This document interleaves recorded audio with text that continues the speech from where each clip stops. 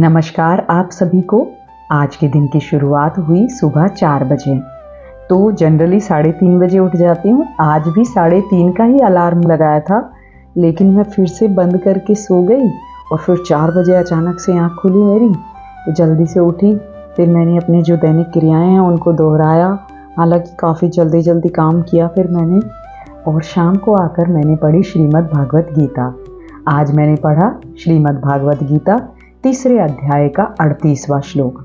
38वें श्लोक पर जाने से पहले हम देख लेते हैं कि जो अर्जुन है वो भगवान से प्रश्न कर रहे थे कि जब हम सबको पता है कि पाप क्या है, पुण्य क्या है, धर्म क्या है, अधर्म क्या है, यानी मनुष्य के पास अगर ये जानकारी है तो भी वो पाप में प्रवृत्त क्यों हो जाता है।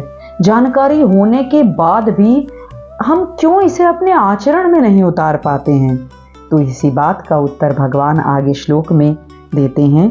भगवान कहते हैं कि जैसे धुएं से अग्नि ढक जाती है, जैसे मैल से दर्पण ढक जाता है, जैसे जेर से गर्भ ढक जाता है, ऐसे ही जब कामनाएं हमारे अंदर उत्पन्न होती हैं तो इन कामनाओं से हमारा ज्ञान, हमारा जो विवेक है वो ढक जाता है। तो इसी बात को एलेबोरेट करने के लिए आगे भगवान ने यहाँ पर बताया कि बुद्धि जो होती है वो 3 तरह की होती है, सात्विक, राजसी और तामसी। सात्विक बुद्धि वो है जहाँ पर हमें ज्ञान है कि भाई कर्तव्य क्या है, अकर्तव्य क्या है। राजसी बुद्धि में भी ज्ञान रहता है, लेकिन शायद हो सकता है कभी वो ठीक ज्ञान ना हो, और तामसी बुद्धि तो पूरी विपरीत होती है। तो यहाँ पर ये बताया गया है कि जब कामना उत्पन्न होती है ना, तो इवन जो हमारी सात्विक बुद्धि है उसको भी वो ऐसे ढक लेती है जैसे धुआं अग्नि को ढक लेता है। यानी जो हमारा विवेक है वो हम उस विवेक के अनुसार काम नहीं कर पाते हैं जब हमारे अंदर कामनाएं उत्पन्न हो जाती हैं। पहली अवस्था है, जैसे कामना उत्पन्न हुई, यहीं पे अगर हम इसे नष्ट कर देते हैं, ख़त्म कर देते हैं तो ईजी है हमारे लिए। और इसको ख़त्म करने का यहाँ पर एक सरल उपाय दिया हुआ है। क्या कहा गया है, जैसे ही हमारे अंदर कोई कामना आए हमें बस यही सोचना है कि ये वस्तु, व्यक्ति, पदार्थ ना तो हमारे पास पहले था ना हमारे साथ बाद में होगा। हम आपको अपने साथ तो नहीं लेकर जा सकते, सदा रहने वाली ये चीज़ है ही नहीं। अगर हम ये विचार कर लेंगे तो कामना को जैसे ही पैदा हुई हमारे अंदर कामना, वैसे ही नष्ट कर पाएंगे। अब दूसरी अवस्था क्या आएगी, जैसे मैल या धूल जो होती है वो दर्पण को ढक लेती है, शीशा जो होता है उसको ढक लेती है, तो उसमें फिर हमारा चेहरा नहीं दिखता। उस धूल को हटाना पड़ता है तभी हमारा चेहरा दिखेगा उसमें। तो इसी तरीके से हमारे साथ भी क्या होता है, हमें जो कामनाएं हैं वो ढक लेती हैं, जिसकी वजह से हम जो कर्तव्य है, अकर्तव्य है, उसका ज्ञान नहीं रह पाता, और हम जो संसार की वस्तु, पदार्थ या जो चीज़ें हैं उसमें उसकी तरफ झुकाव हो जाता है हमारा, उस तरफ बढ़ने लग जाते हैं। लेकिन अगर हम वास्तव में विचार करके देखें तो जो महत्व है वो वस्तु या व्यक्ति का नहीं है, वो है उसके सदुपयोग का। तो जब भी हमारे अंदर कोई कामना आए, मान लो कामना उत्पन्न हो गई हमारे अंदर, पहली स्टेज में ही ख़त्म करना है, नहीं हुई, उत्पन्न हो गई, तो हमें क्या देखना है कि ऑलरेडी जो मुझे चीज़ें मिली हुई हैं, क्या मैं उनका सदुपयोग कर पा रही हूँ। क्योंकि कहीं ना कहीं ये जो चीज़ें मैं एक्सपेक्ट कर रही हूँ या भगवान से डिमांड कर रही हूँ वो भी मिल जाएं, तो क्या मैं ऑलरेडी जो पहले मिला हुआ है उसका सदुपयोग मैंने किया है। क्या इसके बाद मुझे कामना नहीं होगी अगर ये भी मिल जाता है तो इसीलिए हमें क्या करना है, धीरे धीरे संसार की जो वस्तु, पदार्थ है, इनका महत्व अपनी लाइफ में कम कर देना है। ऐसा नहीं है यूज़ नहीं करना है, लेकिन आपकी लाइफ में वो बहुत ज़्यादा इम्पोर्टेंट नहीं रहने चाहिए। जैसे जैसे संसार से ये संबंध छूटेगा, अपने आप परमात्मा से वो जो संबंध है स्थापित होने लगेगा। पर हमने देखा था ना कि अर्जुन जी प्रश्न कर रहे थे कि जब हमें पता है पाप क्या है, पुण्य क्या है, कर्तव्य क्या है, अकर्तव्य क्या है, जब हमें ये सब जानकारी है तो भी हम इसको अपने आचरण में क्यों नहीं ला पाते हैं। तो वही बात भगवान यहाँ पर बताते हैं कि देखो, धुआं उठ रहा है तो मतलब आग है, इसकी जानकारी हमें है ना, और दर्पण पर धूल जमी हुई है पर दर्पण है, इसका भी ज्ञान हमें है।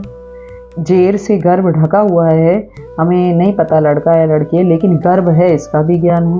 इसी तरीके से हमें कर्तव्य अकर्तव्य का ज्ञान है, लेकिन कामना के कारण वो जो विवेक है हमारा, कर्तव्य कर्तव्य का ज्ञान जाता है, जिसके कारण हम इस ज्ञान को अपने आचरण में नहीं ला पाते हैं।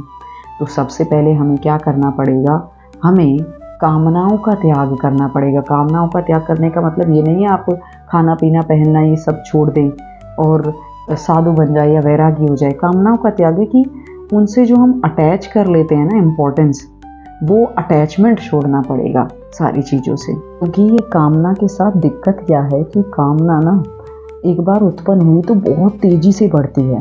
हमने तो अपने जीवन में देखा ही है, कुछ भी पा लिया पर शांति तो नहीं मिलती ना, ये इच्छाएं तो ख़त्म ही नहीं होती हैं, बहुत तेज़ी से बढ़ती हैं। यानी मैं आपको बता रही हूँ, खुद भी समझ रही हूँ, पर मुझे समझने में इतना समय लग जाएगा कि इतनी देर में पता नहीं मैं कितनी कामनाएं कर लूँगी। तो इसीलिए इनको फर्स्ट स्टेज पर ही ख़त्म करना है। और अगर ये सेकेंड स्टेज थर्ड स्टेज तक पहुँच भी गई है तो भी हमें हार नहीं माननी है। हमें ये पता है कि हमें एटलीस्ट ये पता है कि हाँ भाई, मेरे अंदर जो कामनाएं हैं वो बहुत बढ़ गई हैं, और जो ये जानता है कि मेरे अंदर कामना है वो ही उनका नाश कर पाएगा। तो हमें बिल्कुल हार नहीं माननी है, इन कामनाओं का नाश करना है। इनका एक सरल उपाय है कि जब भी मैं कोई काम करूं तो मुझे क्या सोचना है कि मैं क्यों कर रही हूं और कैसे कर रही हूं ये काम। यानी क्यों कर रही हूं, मेरा उद्देश्य क्या है इससे, कैसे कर रही हूं और क्या सही तरीके से सही आचरण से कर रही हूँ। इससे क्या होगा, मेरा उद्देश्य जागृत होगा जब भी मैं कोई काम करूँगी। और जब मेरा उद्देश्य जागृत होगा तो क्या होगा, मैं जो शुभ अशुभ कार्य है मैं उन्हें ध्यान में रख कर करूँगी। फिर धीरे धीरे मेरी जो आसक्ति है, वो फल की जो इच्छा है उससे भी कम होने लगेगी, और धीरे धीरे मैं फल की इच्छा का क्या कर दूँगी, त्याग कर दूँगी। और जब मैं फल की इच्छा का त्याग कर दूँगी तो निष्काम कर्म होगा। निष्काम कर्म होने से मेरी जो कामनाएं हैं वो पूरी तरीके से नष्ट हो जाएंगी। कि फाइनली जो हमारा अल्टीमेट गोल है वो है परमात्मा प्राप्ति।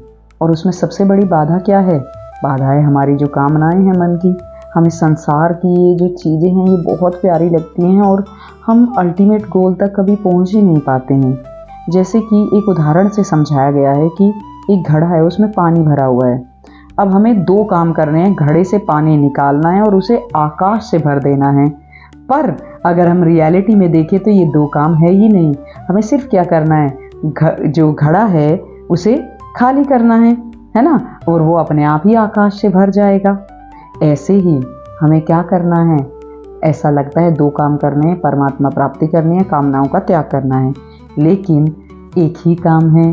कामनाओं का अगर हम त्याग कर देंगे, परमात्मा को अपने आप प्राप्त कर लेंगे, अपने आप परमात्मा की प्राप्ति हो जाएगी। तो केवल हमें क्या करना है, हमें इन कामनाओं का त्याग करना है। उसके लिए, त्याग करने के लिए हमें प्रैक्टिस चाहिए। और सबसे शुरुआत हम कहाँ से कर सकते हैं कि जब भी हम कोई काम करें तो क्वेश्चन करें अपने आप से, मैं ये क्यों कर रही हूँ, मैं ये कैसे कर रही हूँ। इससे उद्देश्य बनेगा। उद्देश्य बनने से धीरे धीरे फल की इच्छा खत्म होगी। फल की इच्छा खत्म होने से हम निष्कामता की ओर जाएंगे। तो आज के लिए बस इतना ही। धन्यवाद।